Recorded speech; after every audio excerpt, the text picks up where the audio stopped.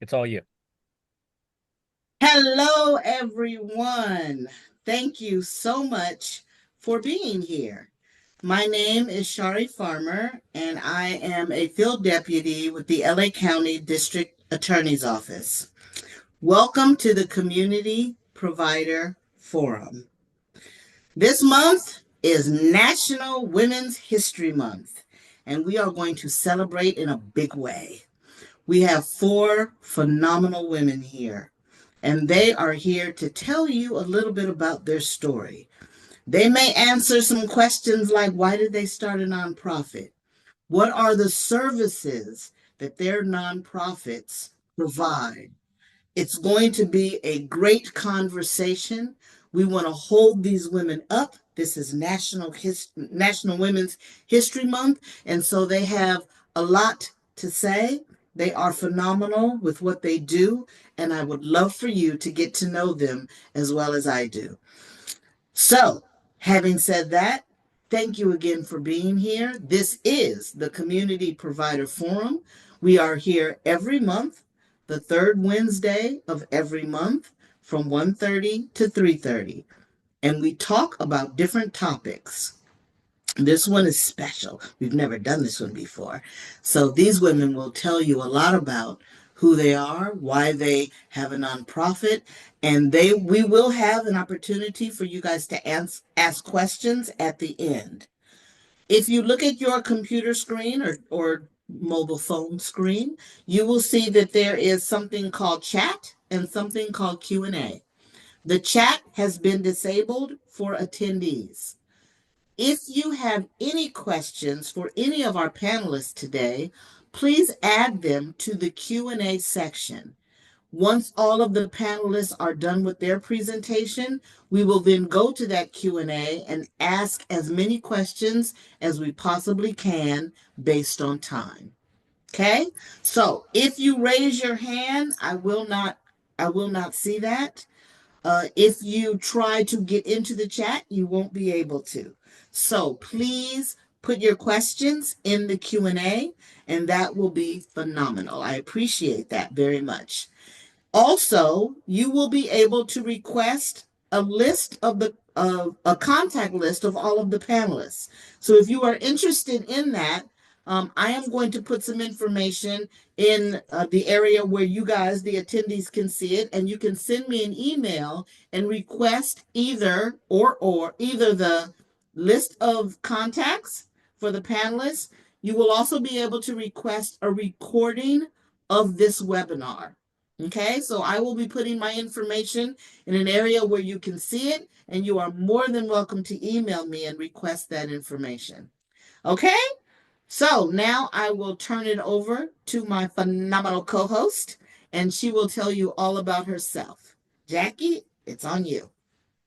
Thank you, Shari. It is wonderful and an honor to actually be here today and be part of this forum.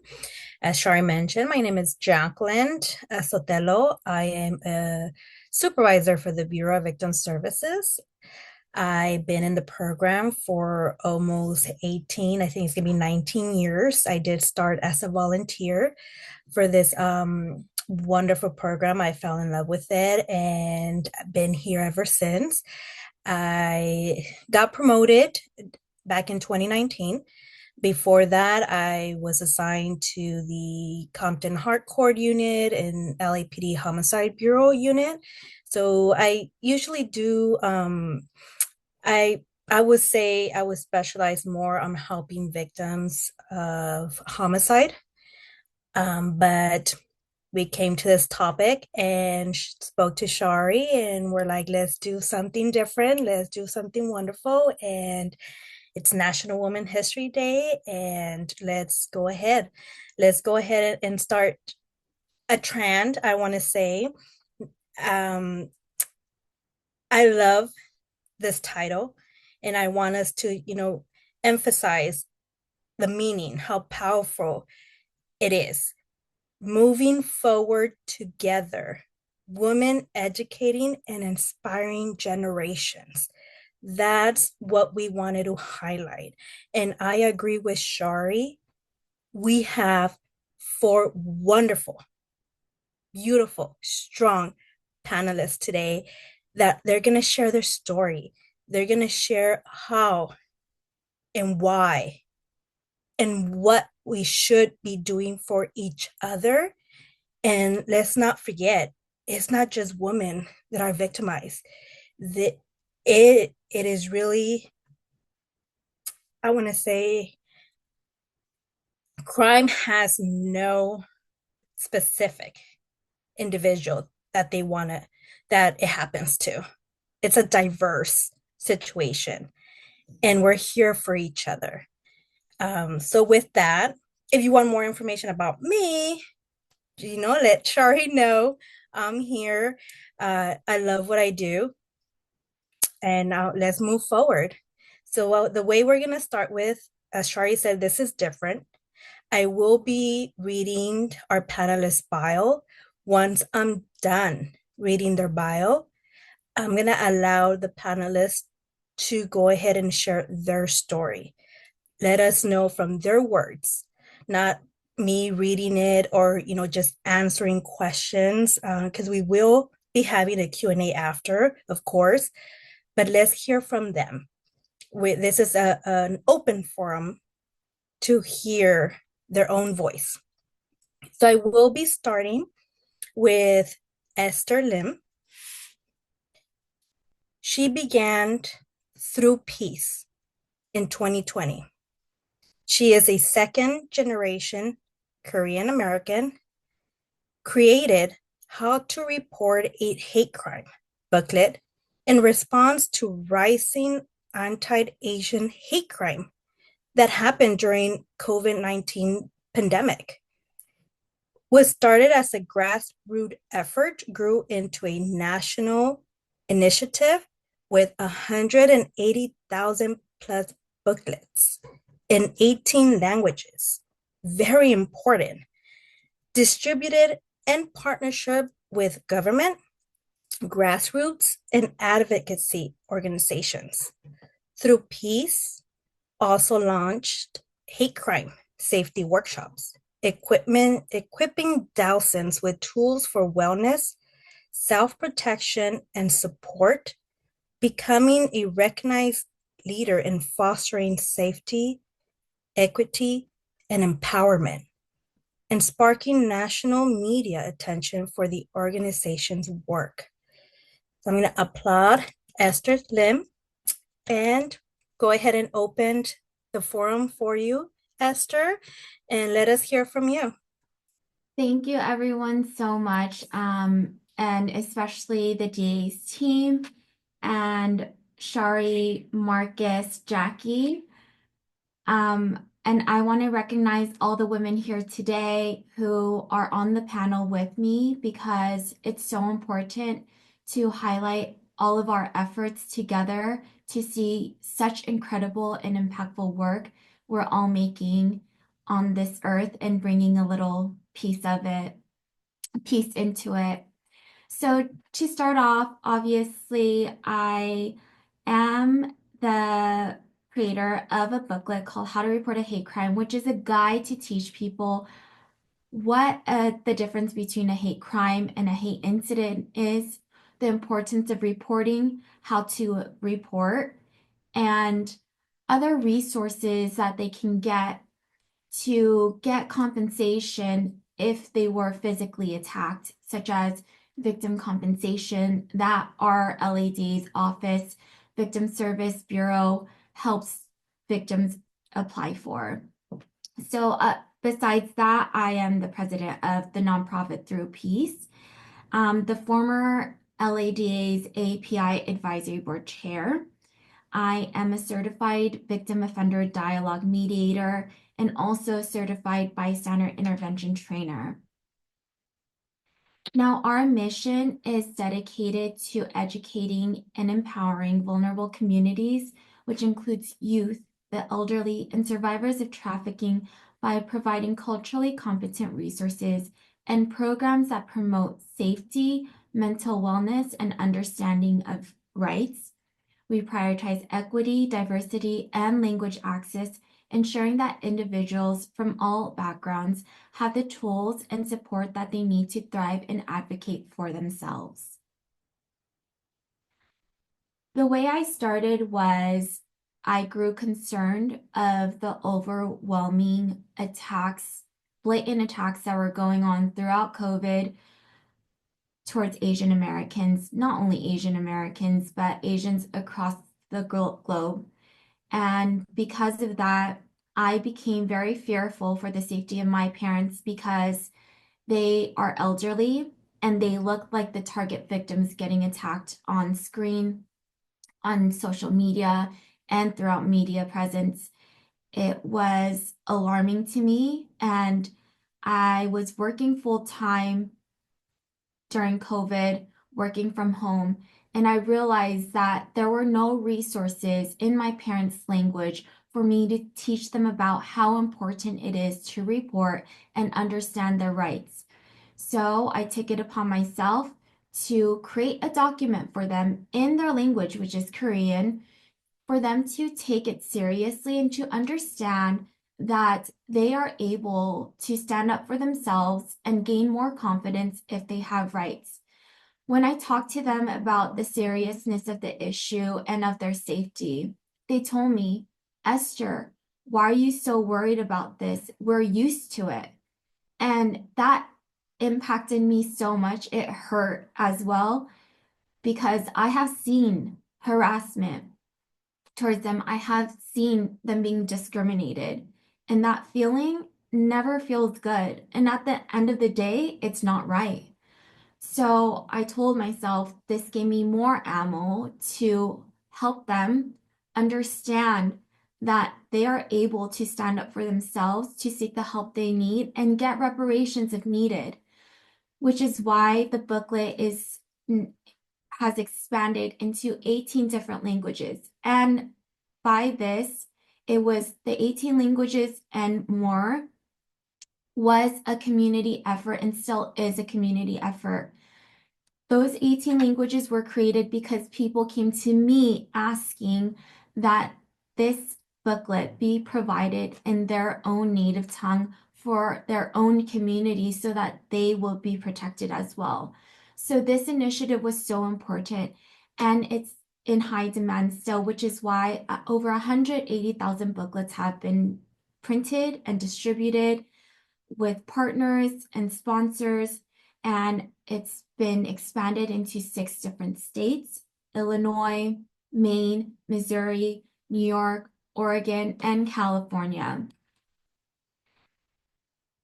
These are some images from San Francisco and New York where I distributed my booklets in person during the pandemic. And as you can see, most of them were elderly, were of Asian descent, and they were people who are fearful. They waited in line, especially in New York, in the rain for an hour and a half before we started distributing these pamphlets along with safety alarms and whistles in partnerships with other organizations. But this is how desperate their need was with protecting themselves.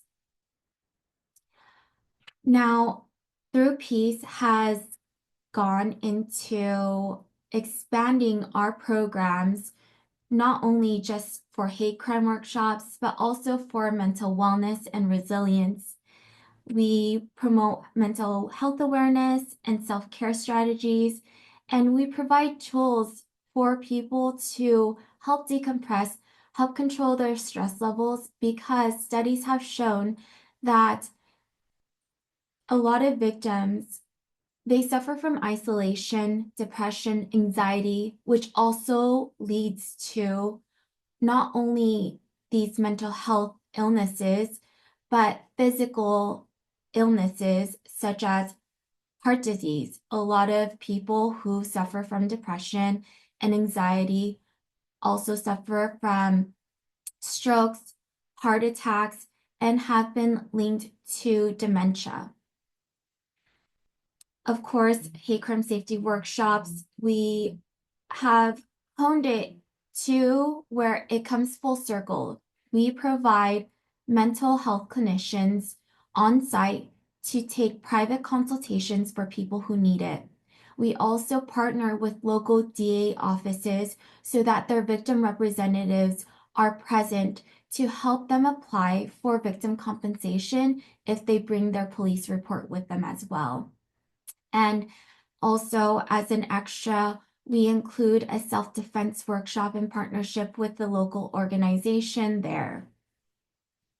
We also do elder abuse workshops where we educate seniors and caregivers to understand and identify the signs of abuse. And it comes in different forms of abuse. And with this, I have partnered with the DA's office many times before, and it has been so helpful for the community. We also provide fraud and scam prevention workshops where it's not only for the elderly but for the general population because fraud and scams are so prevalent now. It's $1 billion industry and we need to learn to protect ourselves. I also have expanded my workshops, especially with anti-bias training, onto youth.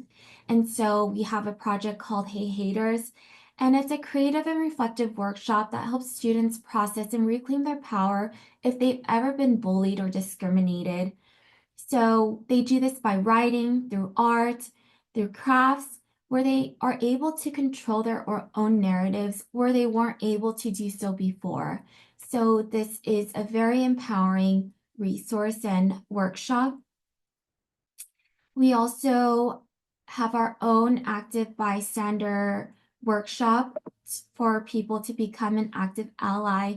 And it's a very immersive workshop where we allow them to demonstrate and be interactive with other students in creating skits on bystander intervention and very practical social awareness situations that they should be aware of. And this creates more confidence and it builds community. We also do a Protect the Vibe workshop where during homecoming and prom, we let the children know, let the kids know the dangers of drinking and driving, drug abuse, and also sexual abuse that might come. But in all this, we want to empower all communities so that they are able to create boundaries, make a stance, and advocate for themselves. And that's all for it. I'm Esther Younglim again. This is my contact information. And should you want to reach out to me, please do so anytime. And thank you for giving me this platform. Esther, thank you. Definitely applaud all that work that you have done. It's inspiring to hear, the importance to care for our elders, our parents. Sometimes they don't want the assistance. They don't want to feel like a burden. And it's true, we have to step a little bit forward and do it for them, protect them. But you have gone from assisting elder community hate crimes to also now our youth, which is wonderful. Thank you so much, Esther. Um, and our attendees, if you have any questions and want to know anything further while we're here in the forum, please use the Q&A. We will be allowing some time later on to answer those questions. Take advantage. I don't think this will happen again. No, very strong, powerful women here together. Any questions you have, take advantage of this time. So we'll be moving on. I'm going to go ahead and present and read our next panelist bio and allowed her to share her story. So our next panelist is Shanise Hart. We could also call her Sean. She'll let us know. She is the founder and executive director of Three Heart Connection, The nonprofit organization mission is to transform the Antelope Valley into a community where hope replaces fear and silence, ensuring every youth has the opportunity to live a life free from domestic violence. Built on the foundation of faith, purpose, and life experience, Three Heart Connection believes physical fitness, mental well being, and advocacy are the pillars needed to transform the lives of survivors and their families. Shanise is equipped with a degree in business, experience in project management, trauma informed care, and has served in the military, but her greatest title is Mom. As a survivor of domestic violence, she is passionate to do her part in breaking the cycle of violence, educating the younger generations, and to show survivors everywhere what it looks like to thrive. Shanise, thank you very much for being here, for accepting our invitation, and I provide the forum to you. Awesome. Can you hear me? Okay, thank you so much. All right, good afternoon, LA County. Again, my name is Shanise Hart, but you can feel free to call me Sean. I am, again, the executive director and founder here at Three Heart Connection. I am so excited to be part of this panel, and especially for Women's History Month and also my birthday month. I'm glad to inform you about our organization. And I just want to say to Esther, Adela, and Patricia, it is an honor to be on the same panel as you all. You're such powerful, inspiring women. So thank you for all you do. All right, so for me, first thing to know about me is I love Jesus and I have a strong faith. I am a survivor of domestic abuse and sexual assault, and I believe in the power of testimony. My personal story showcases the evolution from survivor to thriver. Although I did not have the best support or response to reporting my abuse, my personal goal is to give others the support I wish I had received and the education I was naive to that could have ultimately prevented the violence. In 2014, while serving on Air Force deployment in Kuwait, I began volunteering with the base's sexual assault prevention and response office, helping victims and developing programs for prevention. Through this service, I felt I had finally found purpose outside of motherhood and my career. I gained my National Victims Advocate certification, and after leaving my Air Force career, I established Three Heart Connection.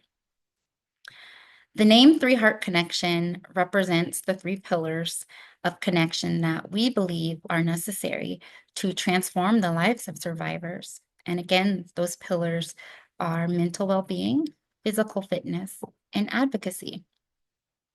During the height of the COVID-19 pandemic, reports of domestic violence, and because of the mandatory quarantine, as we're all aware of, so me, my two sisters, and fellow servicewomen, or who are also fellow servicewomen, provided support to victims stuck in isolation with their abusers in the Antelope Valley.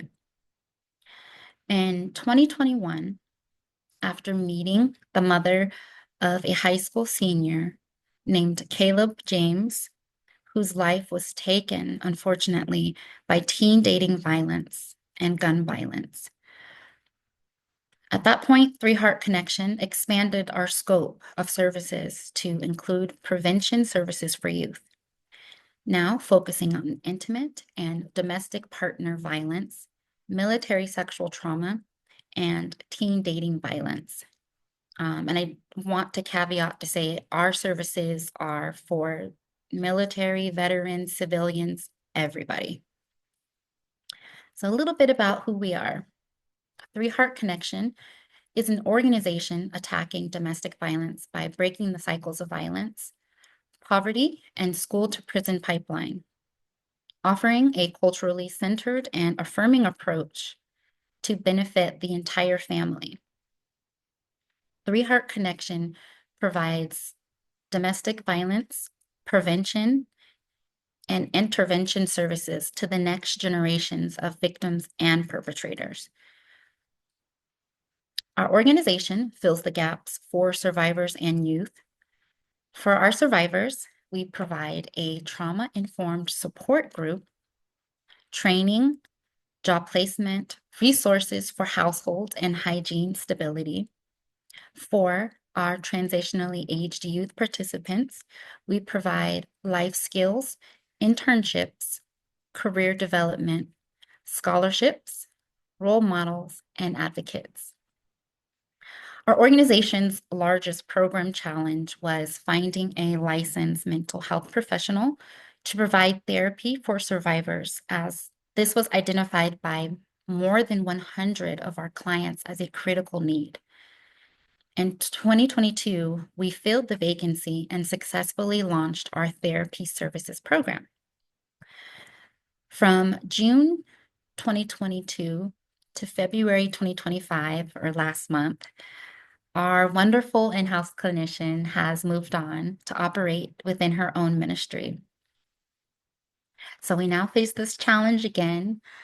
So if you know anyone who is interested in filling this vacancy, please contact us. Regardless of any challenges that exist, we have seen many positive outcomes since our 2020 incorporation.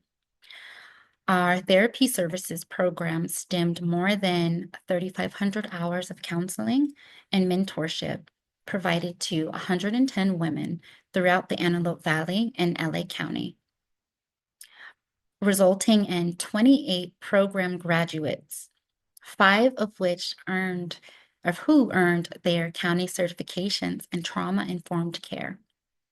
We've provided support and resources to over 330 survivors of domestic violence for the purpose of evading, establishing, or rebuilding their lives post-domestic violence. To date, a combined $750,000 in unrestricted funding was issued directly to the survivors. We've hosted 23 families for the holiday season, providing 84 children coats, toys, and gift cards, and a holiday Santa experience. Three Heart Connection has partnered with multiple youth-centered agencies, education departments, and schools within Kern County, Antelope Valley, and of course, LA County, reaching well over 300 transitionally aged youth, providing teen dating prevention workshops and skills training, granting $2,000 in youth scholarships, $2,000 in summer internship leadership development, and $500 toward an associate project manager certification to help one young mother earn full-time employment in her career. I did want to highlight that last year, a partnered community-based organization referred one of their participants to us, and with careful strategic planning, we organized a safe and successful DV evasion, relocating a victim to a stable, out-of-state location.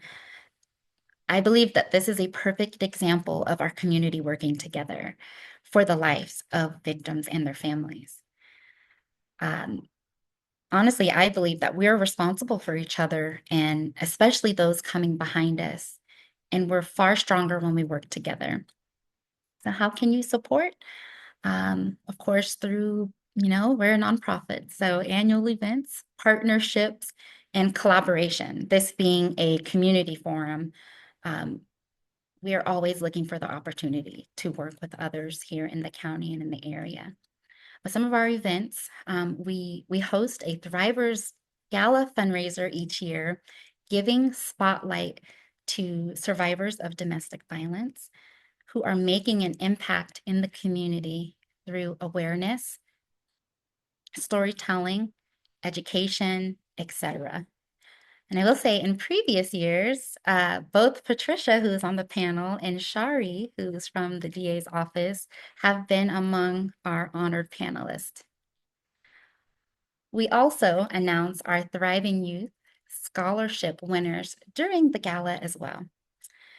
We host a holiday donation drive every season, providing dinner, toys, coats, and gift cards to select families. We accept unused, unopened toys, coats, and monetary donations to provide each family. And lastly, our next event is one that is truly near and dear to me, as this was an event I first organized while serving on deployment back in 2014. This is our annual Healthy Heart 5K walk or run for Sexual Assault Awareness Month. Every April, working with our community partners, we lace up our workout shoes and walk or run or bike 3.1 miles while observing victims and survivors of sexual assault and military sexual trauma. Using this time to move our bodies, pay tribute to the images displayed across the track, and provide resources for all ages in the area, registered participants receive our annual t-shirt and medal to note their participation. This event is offered both in person and virtually. We just ask that participants who complete the 5K virtually share a picture using the hashtag HealthyHeart5K. We're still accepting resource vendors, volunteers, and of course, registration until April 26th, which is the day of the event, and it's taking place at the Antelope Valley College here in Lancaster. And that is at 8 a.m. More details can be found on our website and social media. And again, I just want to place special emphasis on just the partnership, since this is a community service provider forum. We are always just looking forward to working with other organizations. So if you see any areas of interest or alignment or any new ideas, please contact me. In closing, I just want to say thank you, Jacqueline, for facilitating. And Shari, thank you for your continued support and motivation over the years. Thank you for asking me here today. And thank you all for your time. If you are interested in learning more about Three Heart Connection, please head to, actually, I believe Shari said she's going to share all of that. So I will spare the time and spelling of the long website and just say thank you all again. Happy Women's History Month.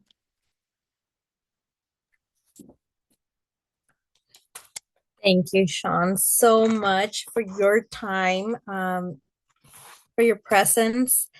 I I'm pretty sure I'm not alone to say that you could hear how much passion and love you have for what you're doing. So I thank you for that. I think it's very meaningful when we do have survivors that are willing to do this work and are here for the right reasons and share that connection and share that passion that, guess what? Yes, we experienced this, but let's do something positive with it and let's help others, especially our youth, our young youth, these girls that feel that they need to either belong or be part of the crowd and forget the most important thing, and is to love yourself. If you love yourself, it doesn't matter what anybody else wants you to do, because you know within yourself what you should do to get there, what you should do and reach that goal. We all have dreams as little girls. We all do. And as long as we have, women like you, these programs, sharing and making it work and getting this information out there, our youth have a chance.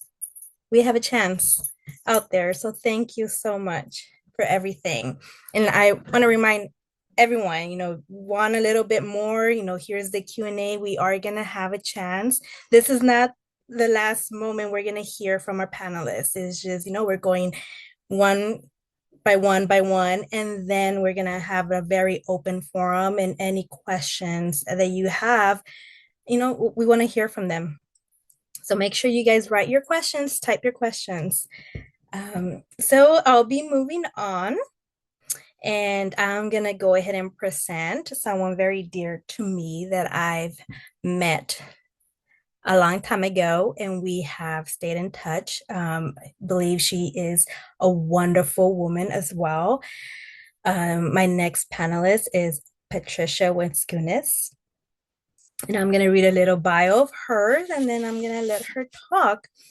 She is the founder and CEO of Crime Survivors and has gained support for her tireless advocacy on behalf of victims of violent crime. Crime Survivors is dedicated to the proposition that with community support, respectful advocacy, and hopeful healing, one can survive a violent crime and thrive in their personal lives. Ms. Winskunis stresses the important distinction between being a victim and a survivor. And it is in the mindset that forms the biases for the organization's universally praised work. Patricia's passion to assist those who have been victimized by criminal attacks and tragedy is driven by her own personal experience at the hands of a vicious assailant in her own home in April 4th, 2002. And the humiliation and injustice she experienced at the hands of the criminal justice system. And I'm hoping she's willing to share a little bit more of that. In both instances, Patricia fought back and prevailed.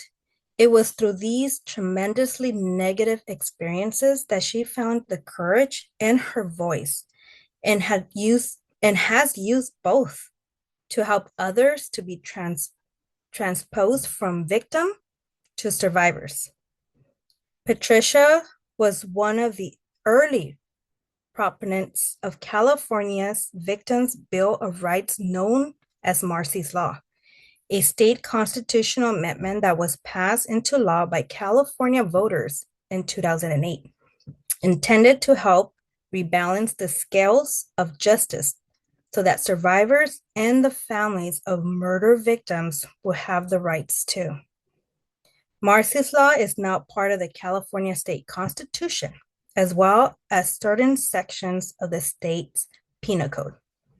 Patricia's civic involvement extends well beyond the organization she founded. She is the founder and former CEO of Orange County Crime Stoppers, an advisory board member at the California Victim Compensation Board, board member at Crime Victims United, and a past board member for the Children's Advocacy Center and California Crime Stoppers. Professionally, Patricia has found success as the owner of creative coordinating and catering and event planning company. Her culinary artistry and event planning expertise has helped to make the firm one of Orange County's leading catering and event planning companies. I could vouch for that. Ms. Patricia remains passionately involved with victims' rights issues and is an acknowledged spokesperson who is frequently sought out to deliver awareness on a host of issues through presentation for church groups, high school forums, women groups, victim organizations, and law enforcement agencies. Patricia has paved the way for victims of violent crime to truly survive and thrive. Today, she forges ahead fighting and championing for victims when they don't have the strength to do it on their own. She has truly become a voice for the voiceless. The statement that guides Patricia's life is simple. With fate, there's hope. Patricia, welcome. Thank And you. I have the forum for you.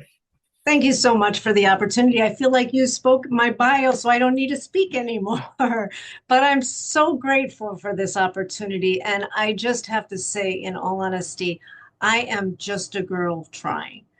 When I look back and I think about being a Girl Scout, a Brownie, a cadet, I always say that's what has gotten me where I'm at today, to be honest. And so when we're thinking about all the phenomenal women that are on here today, when we're thinking about sharing the leaders before us, I always like to be able to think about Colleen Campbell, Marcella Leach, Harriet Salerno, because I feel like they were my mentors. They were such an influence in my life to get me where I'm at today.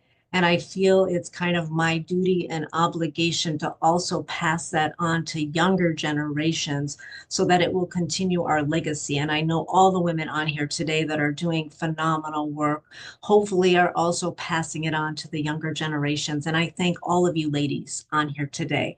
I know it's not always easy to get out and to speak and to share our personal survival or to be able to make an impact when we have our own journeys, our own stories, and yet to make the sacrifice of a choice that we don't have to. I always say to people, I don't have to choose to do what I do day in and day out. I don't have to make the sacrifices of working 3,912 hours like I did last year, but I choose to do it because with faith, there is hope.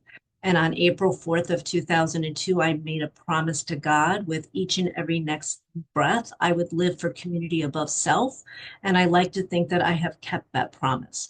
I believe in collaborative partnerships, and I am so grateful for the opportunity through the district attorney's office now with the new leadership and with the new opportunities and the new blessings and Bureau of Victim Services to be able to collaborate and partner, because I also always say, none of us can do this alone, nor should we do it alone. And when we work together and we collaborate, no matter if we agree to disagree with respect, we should always come to the table together because there are so many victims, so many survivors, so many families that are in need of help and support. And we are better and stronger together when we collaborate and partner and work together.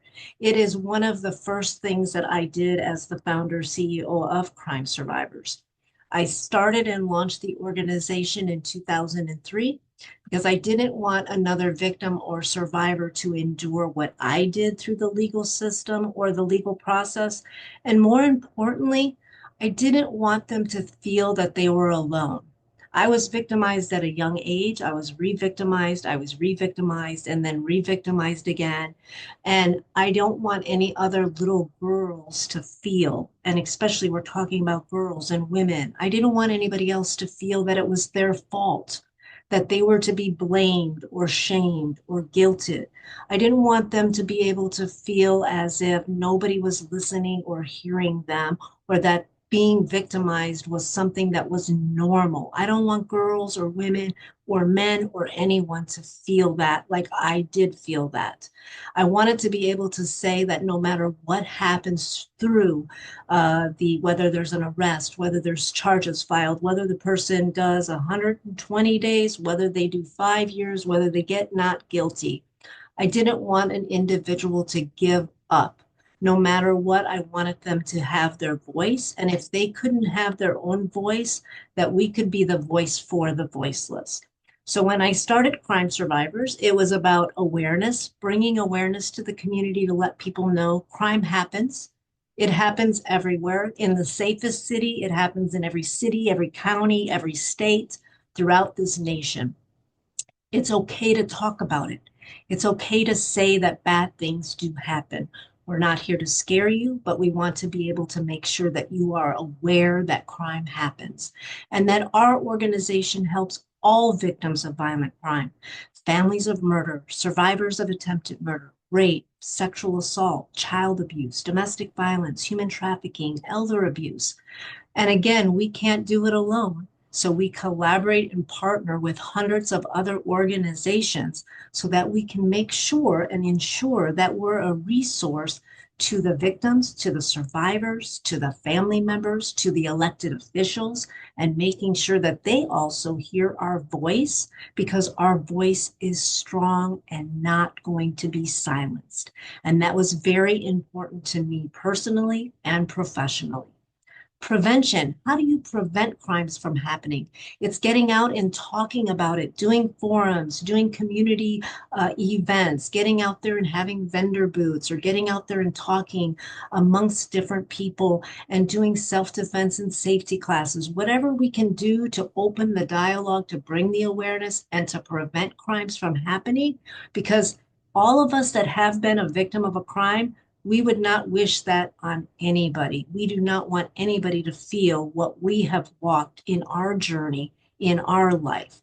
We also want to make sure that we hold those that are committing the crimes, the offenders, the criminals liable and responsible, and ensuring that justice is served. Unfortunately, the scales of justice are swayed more the opposite way to help the criminals and the offenders than it is for the victims and survivors. It's one of the things that I feel most sad about most times in this climate in 2025 is I got in this movement to make it better for victims, and unfortunately, it is not better. As much as the great work that the advocates and the nonprofits are doing, unfortunately, the scales of justice have went way too far. Now, I believe in balancing the scales of justice and accountability and 77 chances for anybody that goes out there and does something wrong. With the exception of intentional murder and molestation of a child, I do not feel that you can be rehabilitated.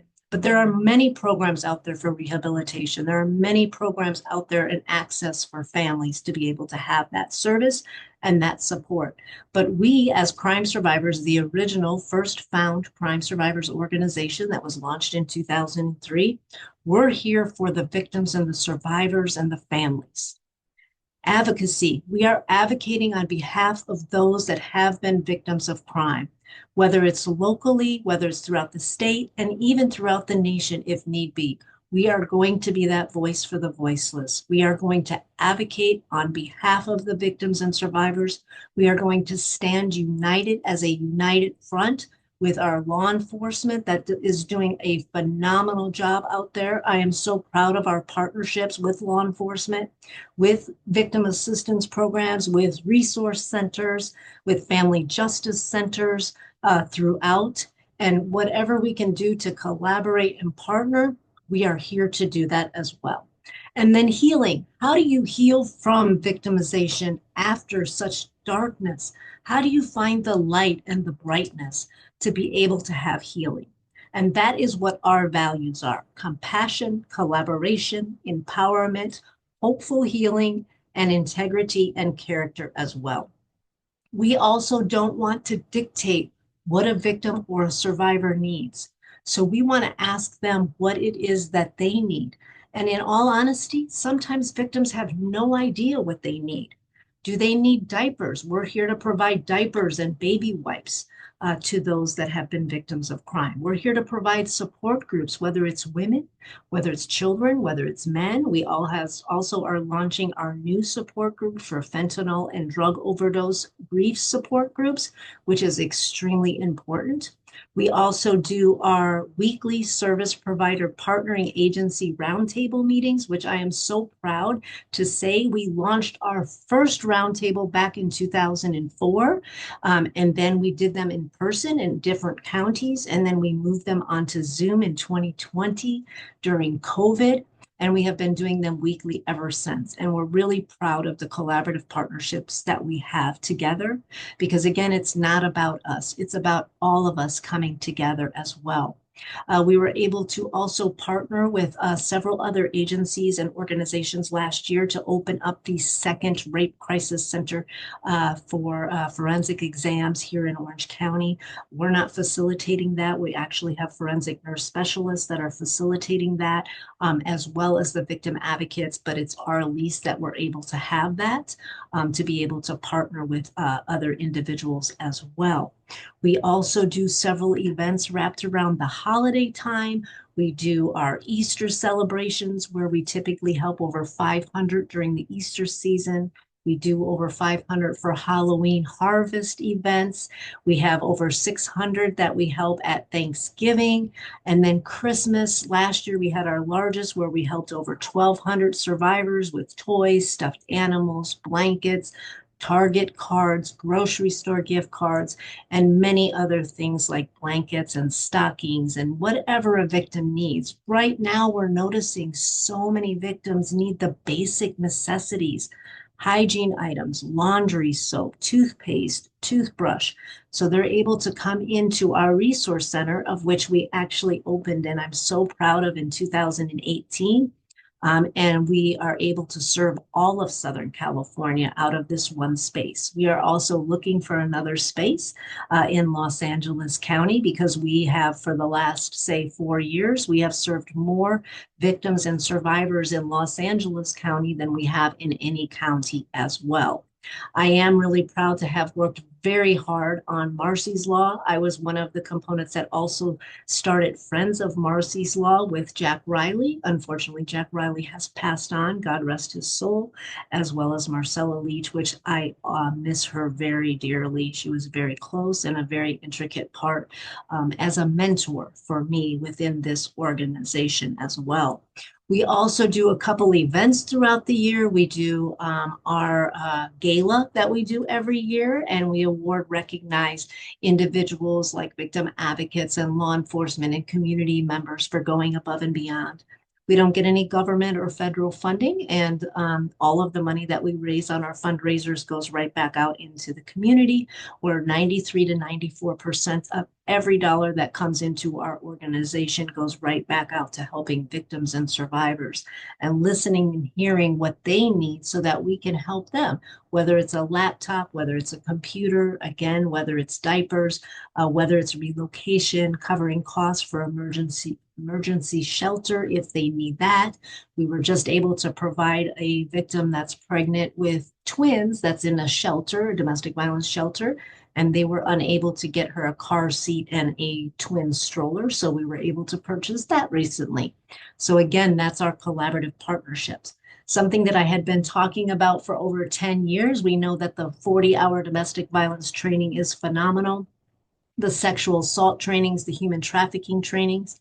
But I had said, we really should have 8-hour trainings because the laws have changed drastically. And when you go to take that training, it could have been 20 years ago, 10 years ago, 5 years ago. So for our agency and organization, we were able to bring it up at one of our roundtables in November, and Laura's House was able to collaborate and partner with us in January to do the 8-hour domestic violence training, of which we maxed out and was a great success. Next week, we're doing the 8-hour human trafficking training, which we're also over 100, I think, now booked for that. And then in June, we're doing an 8-hour victim advocate training as well. So look forward to seeing some of that information as well. We also have our resource guides, which we have distributed over 560,000 of those resource guides. We have them one in each county throughout Southern California. We also do our peer-to-peer support group for service providers. We also have our self-care days. So we're working and we're doing whatever we possibly can to bring awareness, prevention, advocacy, and healing locally throughout the state and throughout the nation. Keeping in mind that the crime rates and statistically they have gone up throughout. In some areas, they have decreased, but in the most areas, they have continued to go up. And so for me personally, as a survivor, I am living my life to pay it forward and to do that all that I can to be able to help, to support, to collaborate, to partner, and again, to be a voice for the voiceless, because I feel that it is extremely important to get out there. It's extremely important to be able to do the work that we can. Because again, like I said, all of us women on here today that are doing this, we're making a choice. We don't have to do this. And many of us are making the choice to be able to sacrifice many things in our life to be able to give back. And when we see the tears and we see such sadness and such darkness, but yet we turn it around and we see the hope and we see the healing and we see the smiles. One of the things I want victims and survivors to know is no matter what you endure in your life, there's never closure and you can't change what happened to you, and you'll never be the same person that you would have been if the trauma didn't happen. But that does not mean that you can't be that much better. You can get a different education, you can get a different career, you can move to a new location, you can change your clothing as many survivors do, you can change your look, whatever it is.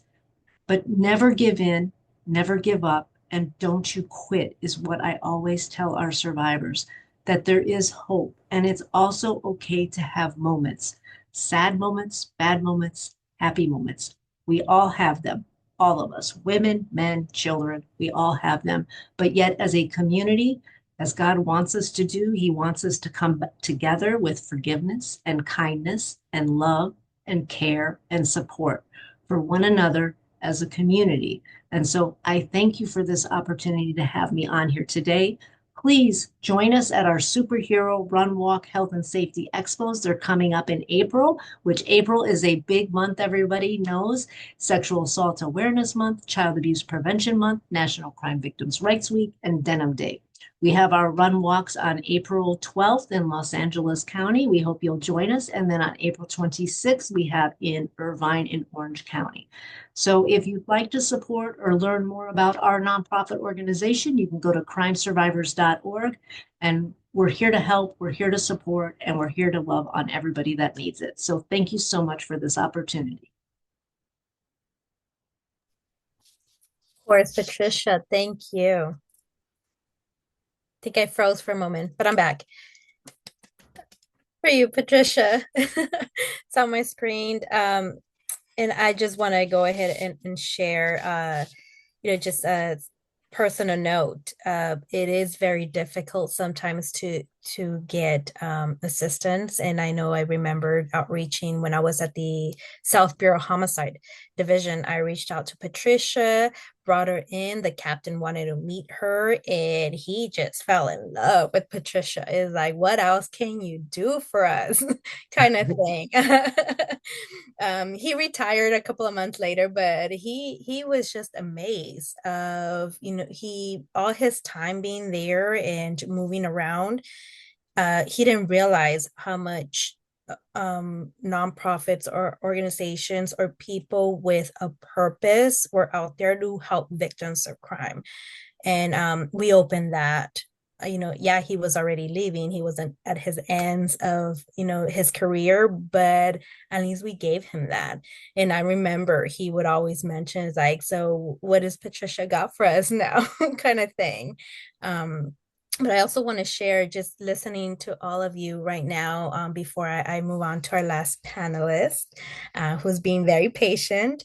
There's a quote from Mother Teresa that not all of us can do great things, but we can do small things with great love. And I think all of you, that's what you're doing, and that's what you're inspiring all of us to do as a victim service representative. It takes a lot. It takes a lot because we are meeting people on their worst moments. And how can we help? How, what can we provide? And being within the government agency, we do have certain guidelines that we have to follow, but that doesn't mean that we have to lose our compassion, our empathy, and what our purpose is. These people come to us already vulnerable, not trusting. And why are we there? To provide that trust for them. And all of you, that's what you guys have inspired on me, and hopefully other advocates that are, present, could share that same feeling with me.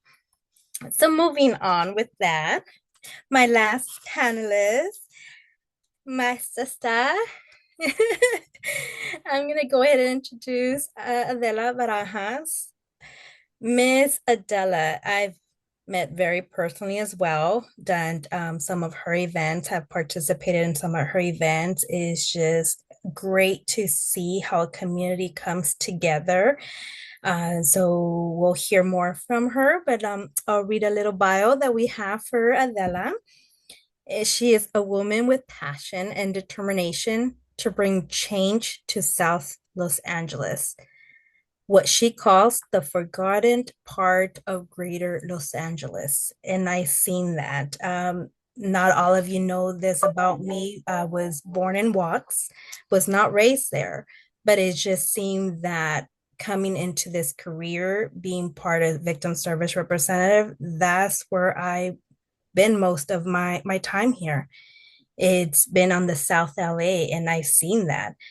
Um, in 2007, Adela's sister-in-law, Laura Sanchez Barajas, was brutally murdered, and Adela was committed to providing Laura's children and family with a positive outlet to express their emotions.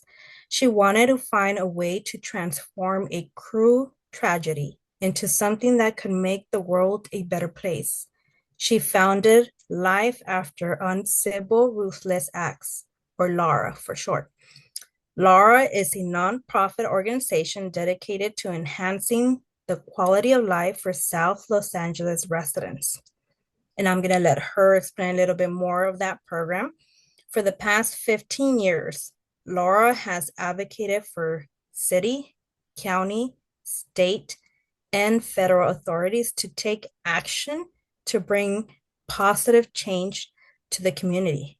Adela's vision is to be better united African Americans and Latinos in South LA, so that with one voice, there is a stronger chance to create real and lasting changes.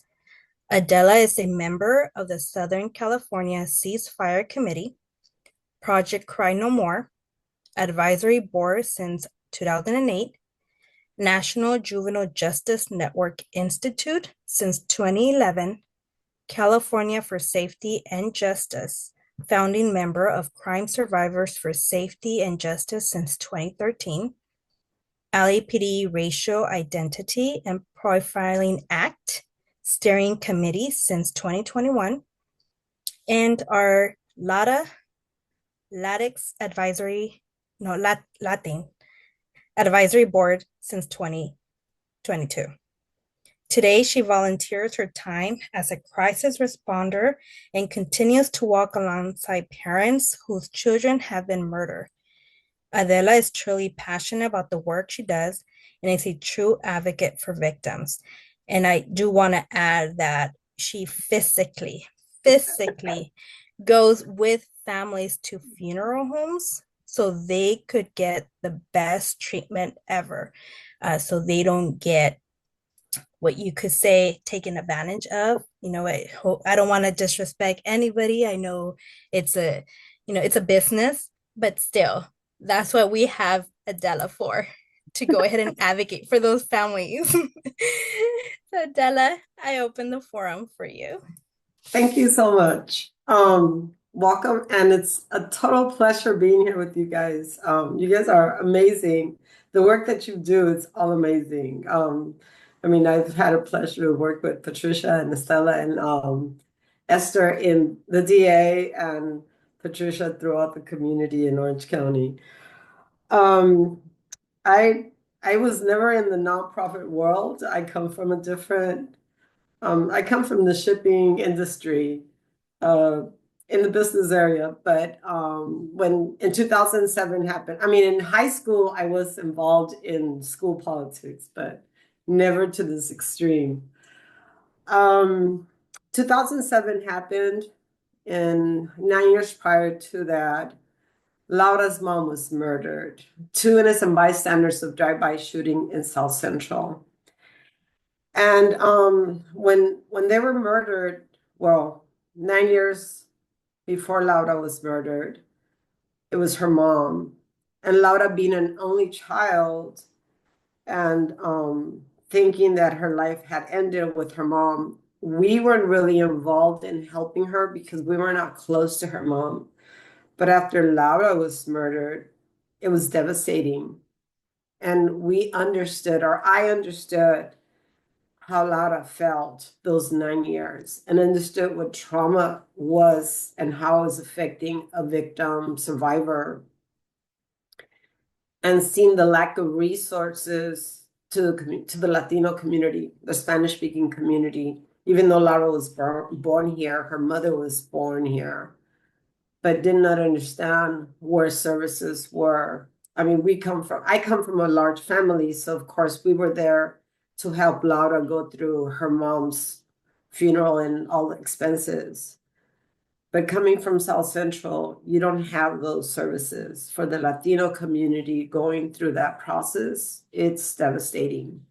You get taken advantage of, you get services offered when the services don't come with the offers. There is so much that you go through. Going through the schools, you learn that services that the schools have are not there for you. The problems that are in South LA are not common to other areas in any other county. Well, they probably are, but not to the extent that they are. And I wish I would have brought you guys a PowerPoint to show you well, I'm pretty sure all of you are victim survivors, so you've probably seen the numbers in LA, South LA, the homicide rates that go here, that some of the school counselors think that it's such a chronic disease that we have, that they think it's normal for a kid to go in there and say my parent has been murdered, and it's okay, or it's comparable to a mother or a father dying of age, because that's what I had to deal with when I took my niece in to get a packet so that she could work at home because she wasn't going to be going to school, where the counselor said, oh, I know how you feel because I just lost my mom. I said, no, it's not the same. So having to explain things like that while I was going through the process made me understand I need to do something. And then as I was learning that process, then I learned that growing up with my best closest friends being Black, that my sister-in-law wasn't killed by a Latino gang, but she was killed by a Black gang.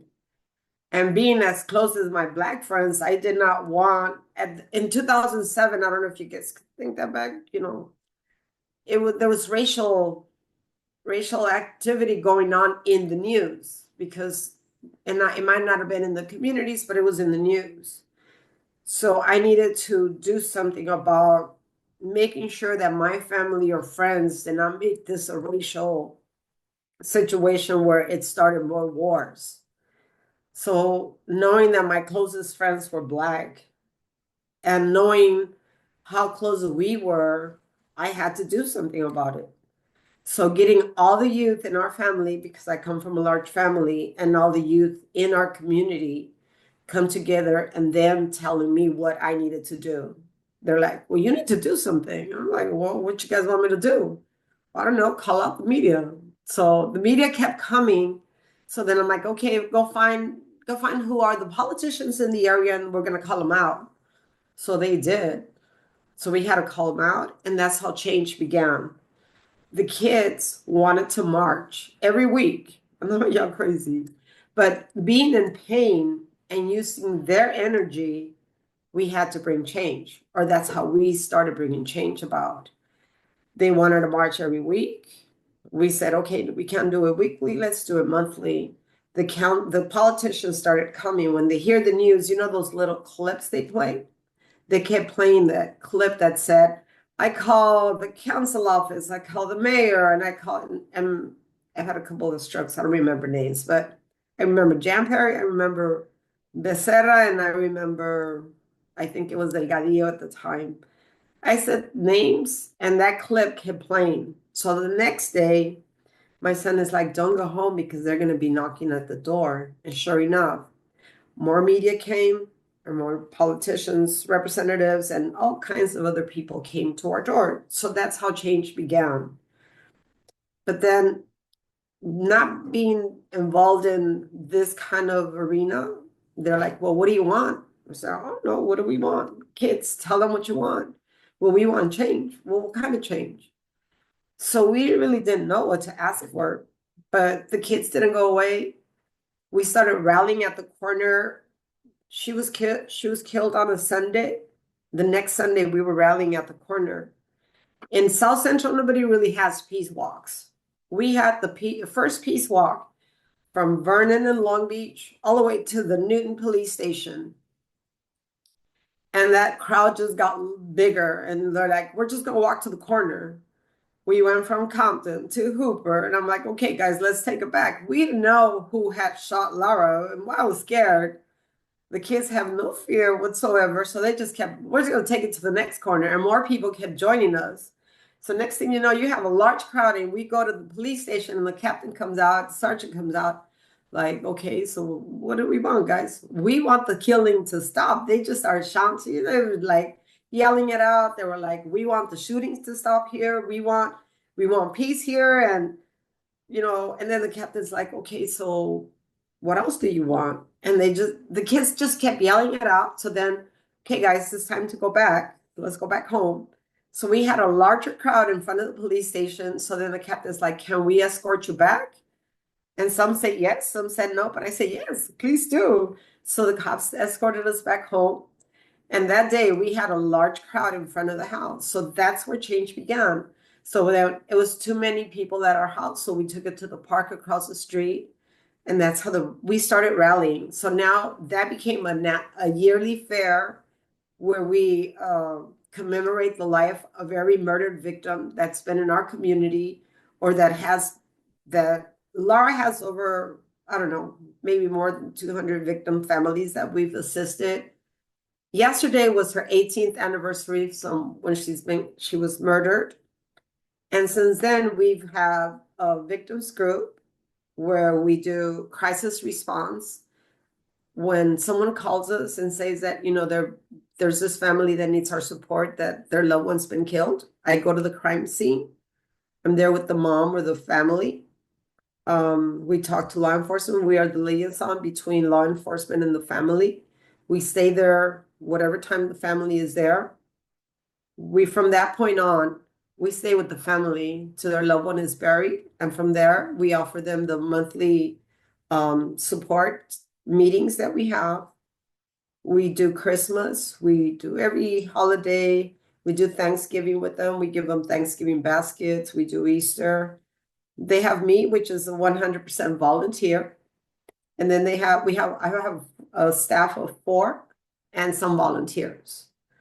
We have, from the crisis response, we have trips for them. We have an annual trip with Crime Survivors for Safety and Justice. And that is the highlight of their trips because we do policy change with them. So we go to Sacramento. They've learned how to advocate for the victim survivors.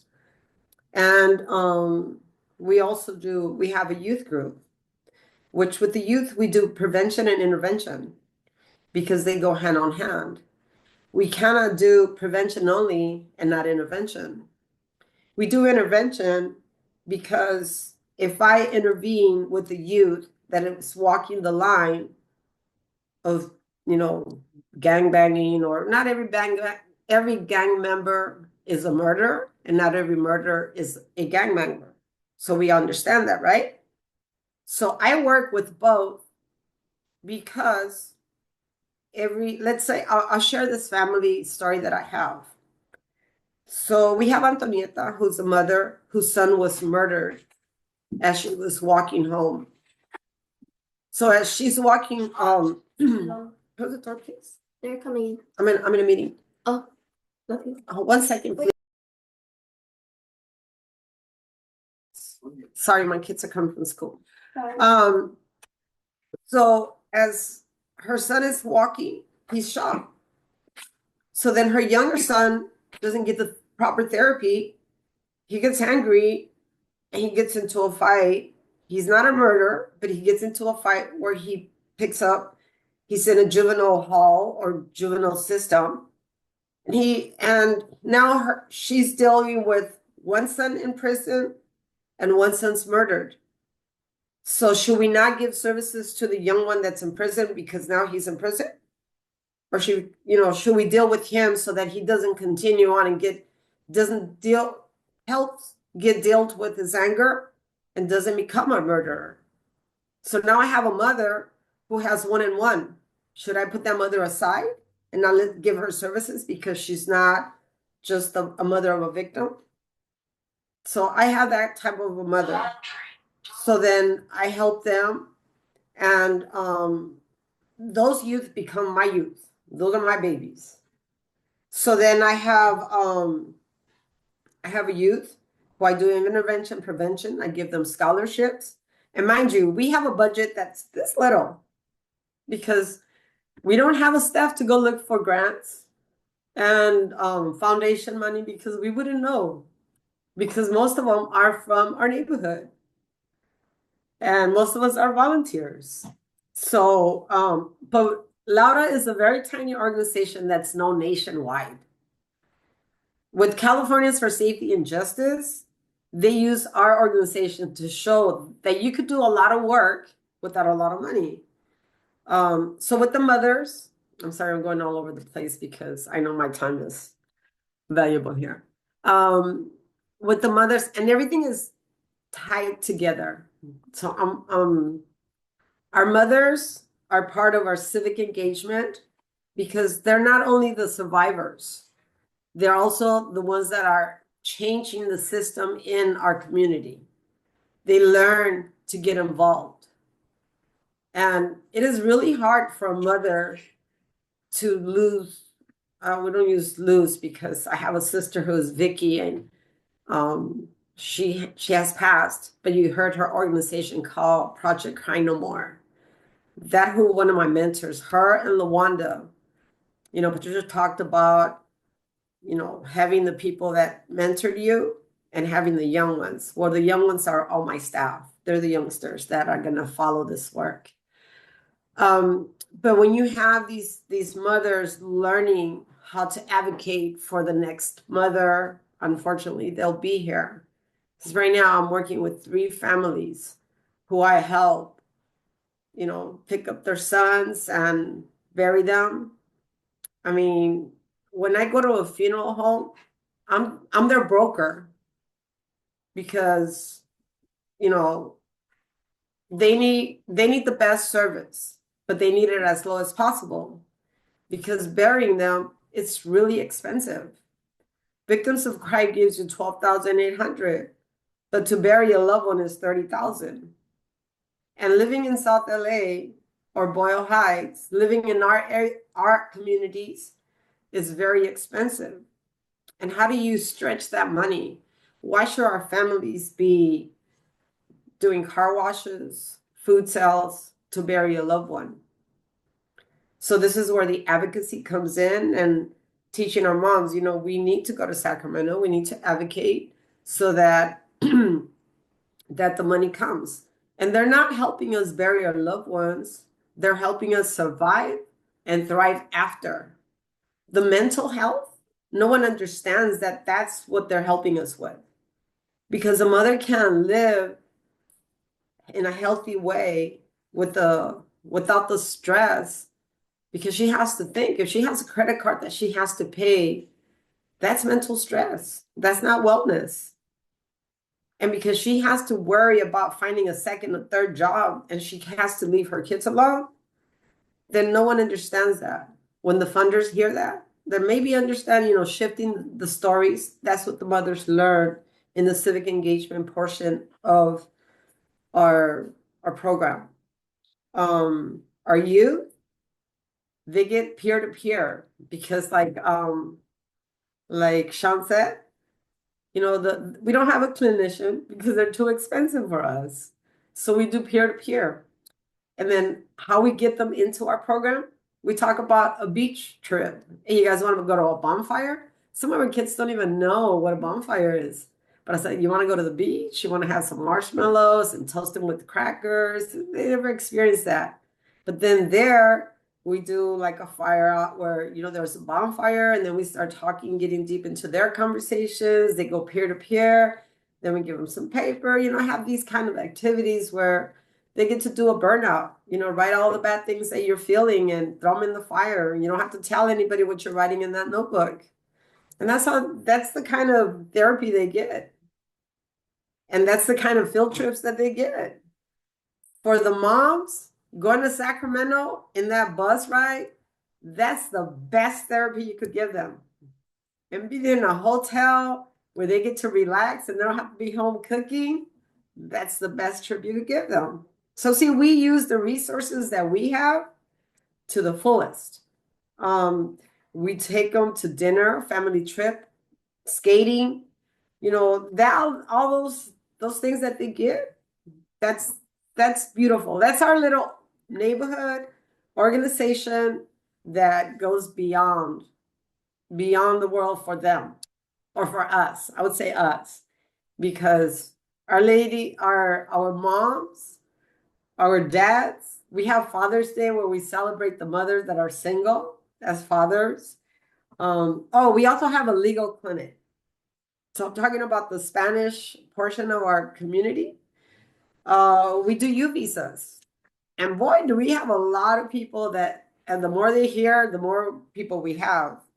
We have monthly legal aid clinics that we have a lot of people that attend, and we have a couple of lawyers that volunteer their time. With Laura, there's a lot of volunteers. So if you guys feel like you guys want to volunteer, come on down, give us a call. Let's see, what else do? We do U visas, we do trainings, and we pay our community members for trainings. So we got this grant that allows us to give training so that our people can get the Red Cross comes and does CPR. We have an emergency crisis responders so that our community is ready for any crisis that we may have. We'll have a whole team that's ready to respond to our community because we know that we're not going to be the priority in an emergency or disaster.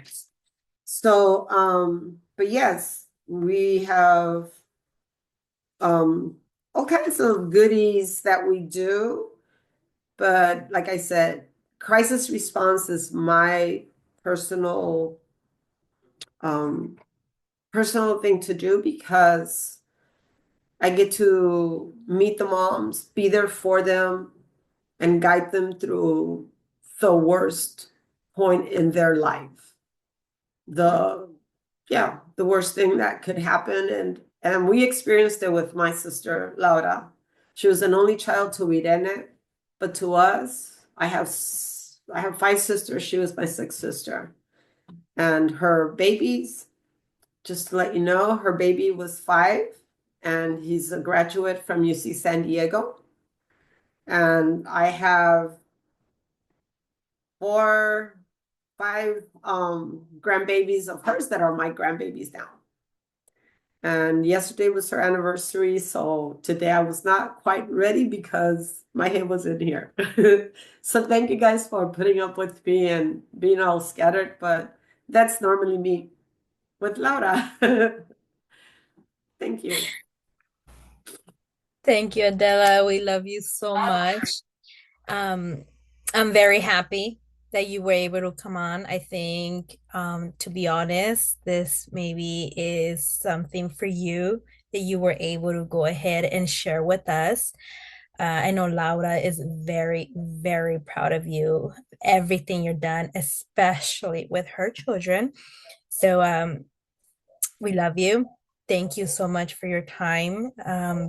One thing I do want to share with our audience is if I'm getting a call from Adela that she needs something, is because she needs it.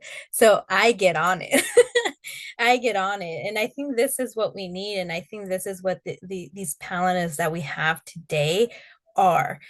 They're a voice, and if they're calling and if they're speaking up and if they're advocating, I think is our job as well, or any other providers, to go ahead and facilitate that for them. If, when Adela is having issues with a different organization or even with law enforcement, is like, hey, if I know who's in that law enforcement, I'm going to help Adela. Is like she's going to get some answers, and that mom or that family that she's working with is going to get a direct contact um, information from the detective and get some answers and see what's going on, because the last thing we want, and I hate to see, is just having that mom wait because either the coroner doesn't have enough information, or they're still investigating and there's some issues going on with the investigation because they don't have the full information that of what happened. Or unfortunately, hate to say, there is some law enforcement officers out there that have this bias. Why? Because they've worked that community, they have seen that child grow up, and to us, it doesn't matter. It doesn't matter what they were doing, not doing, if they were part of a gang or not.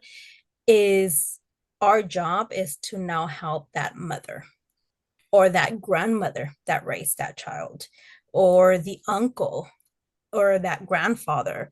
That's our job. That's our concentration, not whatever bias law enforcement had with our victim or the family. And I think Adela, Patricia, Sean, and Esther have done such a great job, and they understand this, and there are our voice on this. So thank you so much, ladies.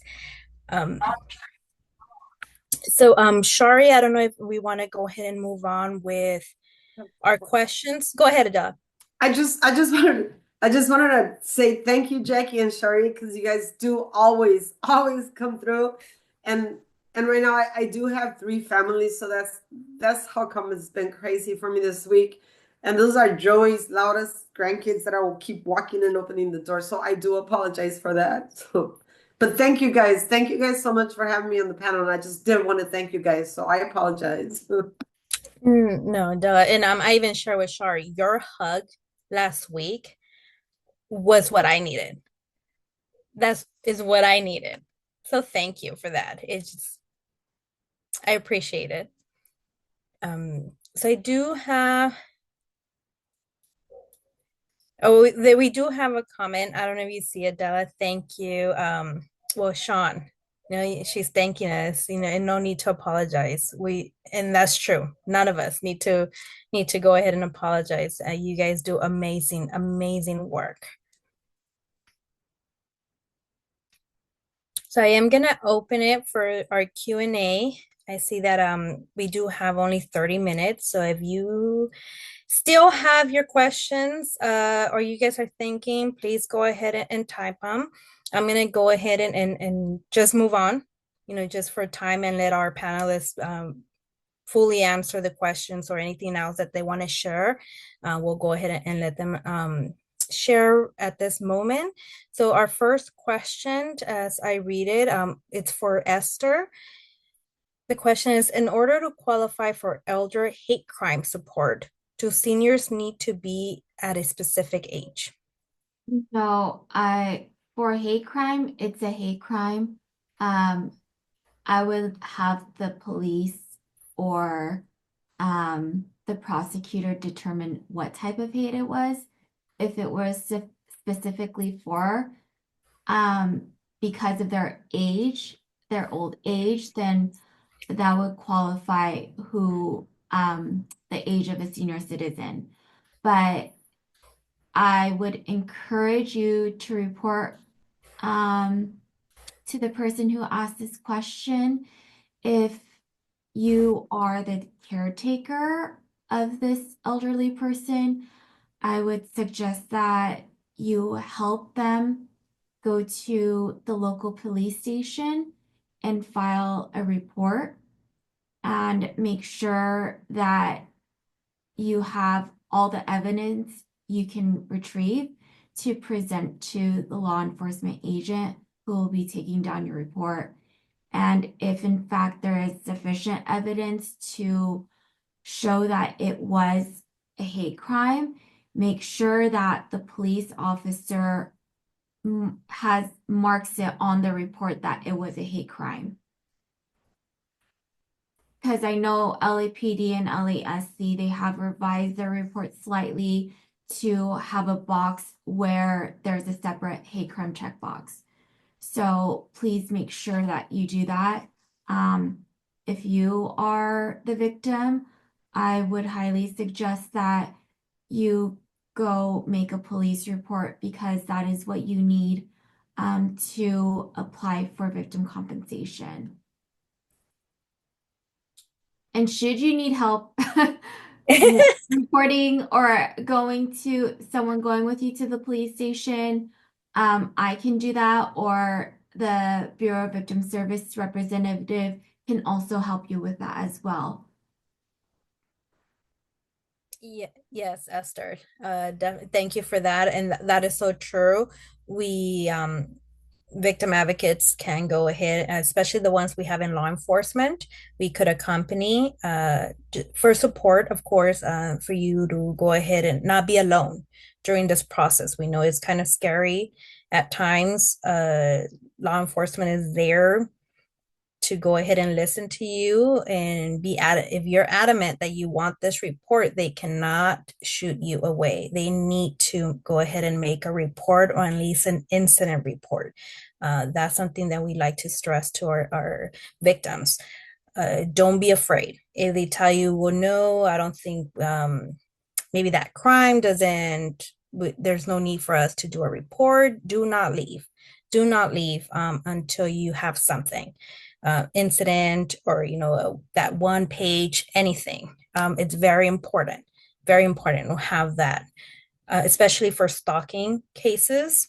As long as you have a record, keep a record of what's going on, that will be to your benefit, definitely. Okay, and our next question for Sean. Our question here is 3 Heart Connection only for youth? Hi, can you guys hear me? Yes. Okay, so on my end, it looks like I'm frozen. You are frozen, but we could hear you. Okay, perfect. So to answer the question, no, 3 Heart Connection is not just for youth. 3 Heart Connection is for adult survivors, and our youth programs are for youth. Thank you. So our next question, see here, Patricia, does Crime Survivor Centers offer services in Spanish? We do have translators that we collaborate and partner and work with that can translate into Spanish. Perfect. And I know we have a question here. I'm not sure if it's just overall, or maybe it was a question during our panelist presentation. It says, how do we sign up for those trainings? I think I remember that question popping up for Patricia's section. So as for any of the trainings that we're doing, if somebody wants to go ahead and send us an email, which I believe Shari is going to send out that information. So anybody can send us over an email, and then we can include you on our email list or send you depending on what training you'd like to take. Perfect. Thank you so much.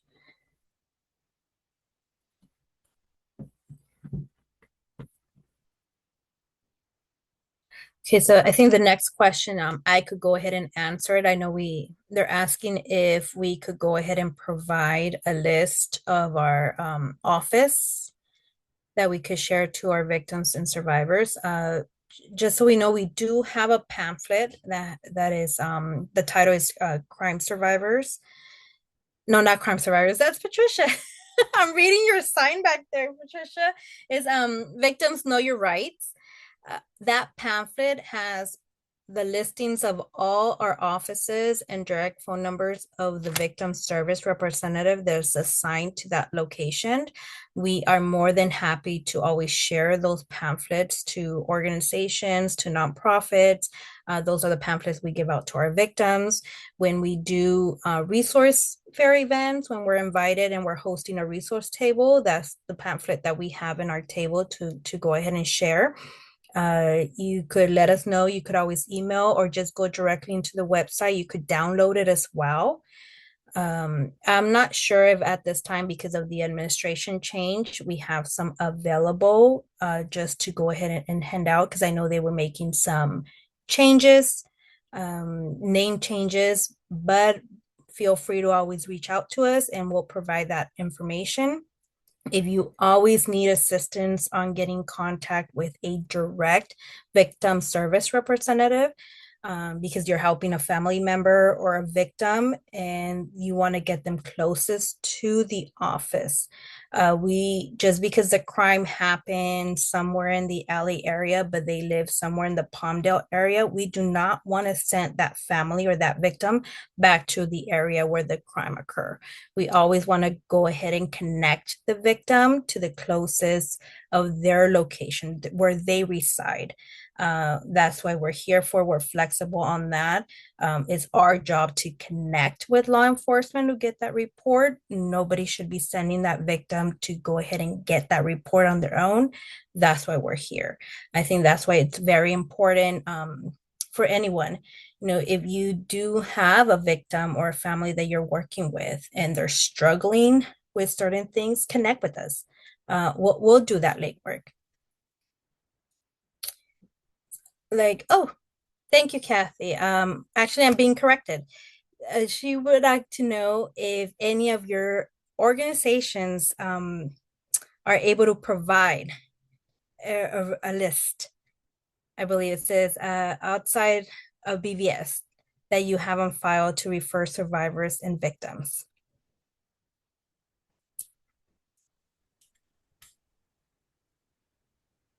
I believe why don't well, if you email Shari, she's gonna go ahead and share the panelist information, and I'm pretty sure if you connect directly with them, they'll provide you their resource list. I guess other you connect with them and they could go ahead and refer you to other resources. That's one thing I know, Patricia, you say this a lot. Let's work together. Let's, victims don't belong to us. Let's share that that information. If there's something us in BVS we cannot do, that's why we connect with other organizations and vice versa. Let's find and work together to provide the resource that we need for that victim. So I'm sure if you connect directly to our panelists, they'll provide you a resource list. Hopefully I'm answering that question correctly.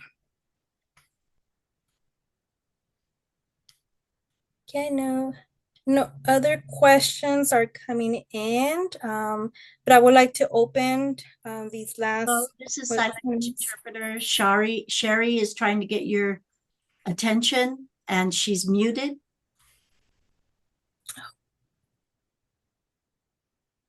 Thank you for that. I wasn't seeing Shari.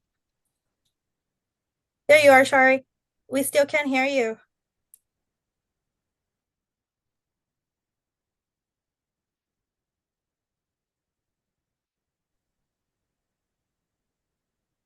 I see your mouth moving, but I don't hear you.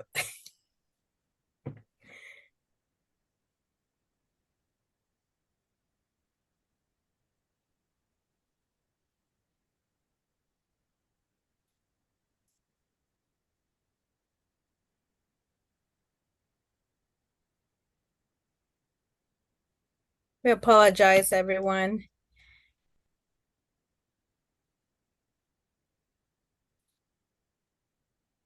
So she mentioned to go ahead and talk about the resource guides. Thank you, Shar, for bringing that Yay! up. Sorry.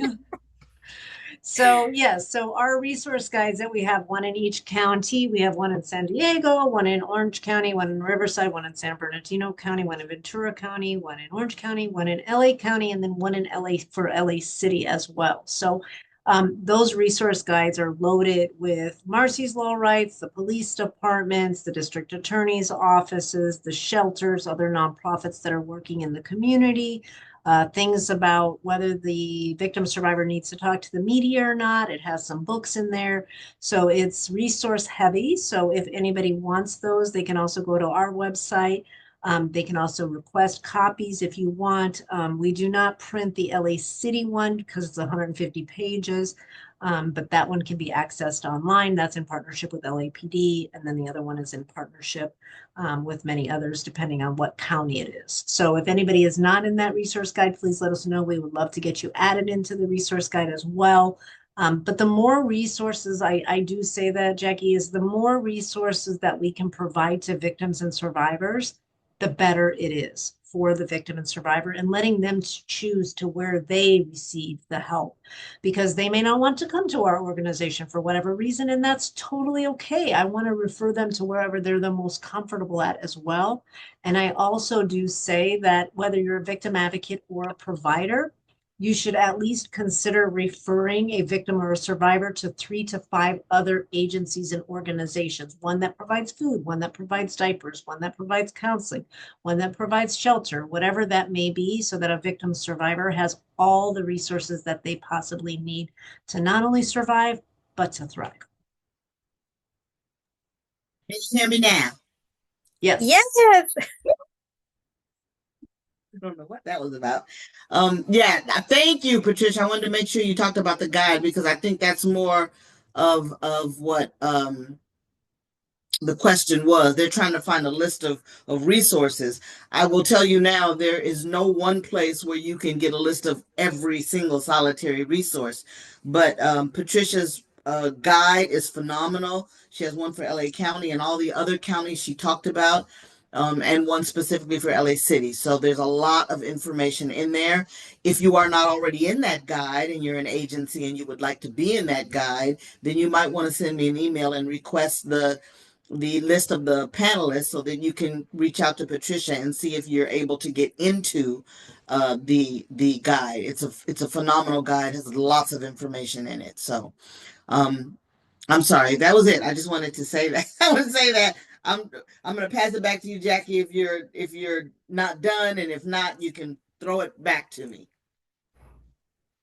Thank you, Shari. Well, I don't see any more questions. I was going to open a little bit more if our panelists wanted to share a little bit more, anything that came in mind while we were listening to our other great women. But I just wanted to go ahead and open it and give it back to you. Thank you all. I cannot thank you enough for being here. I hope everyone really paid attention to why these four women started their nonprofits. From Esther, who initially was trying to make sure that she was protecting her parents, right? I mean, that's huge. And as our parents get older, that's definitely something we all want to take into consideration. My mother is 95 years old. Yes, she's still walking and driving and everything else, thank God. But at 95, it's like whatever she wants, I'm there for her.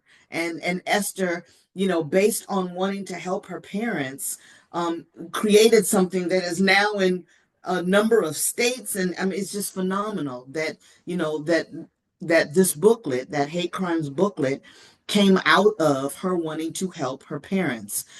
Moving on to Shanise, who, was in the military, and first of all, I don't know if anybody has caught on to this, but her last name is Hart, and it's called Three Heart Connection. And she has two sisters, so there are three of them. There's just I can go on, right? But it's phenomenal, right? And so out of her own victimization, she's created Three Heart Connection, and so the passion that she has for it, based on the people that she helps. If you are at all interested in wanting to adopt a family, right, during the Christmas time, Three Heart Connection definitely does that. So it's a way to reach out and help. Sometimes people want to help, but they're not quite sure how to help. That's one way that you can assist. Right. And then we have good old Adela, my girlfriend. I love Adela. I mean, think about that. Her sister-in-law was murdered, and now she is going to be boots on the ground. And her sister-in-law was murdered by an African American, and she's going to be boots on the ground to make sure that the relationships between African Americans and Latinos are not severed even more as a result of what happened to her sister-in-law. So, I mean, it's these small steps that people take that turn into gigantic situations that are truly helping so many people. I can't even say enough. If you know me, then you have heard me say Patricia Winskunis. You've heard me say her name. She is my sister from another mister. I absolutely love her. She does so much work. She never takes a break. We can barely get in a lunch because she's always working. She is phenomenal. And so listen to these four women, right? I mean, Patricia, out of her own victimization, just like Shanise, created something. And she said that she told God that she was going to give back. I mean, that is phenomenal. There are a lot of victims that could not do what these four women do. Don't get me wrong, I'm not taking anything away from anyone. But there are some victims that couldn't help others because their own stories are so distressing. And I totally get that. I totally get that. So kudos to you all for what you do, how you help others, and how you show up. I'm real big on how people show up, and you all show up willing to help, willing to give, willing to be there, willing to educate. There's so many ways that you show up. And so I just want to say thank you. Sacrifice, Shari, the sacrifice. And I Yes. know none of they share that side, but I know they have that, and it's also in their belt.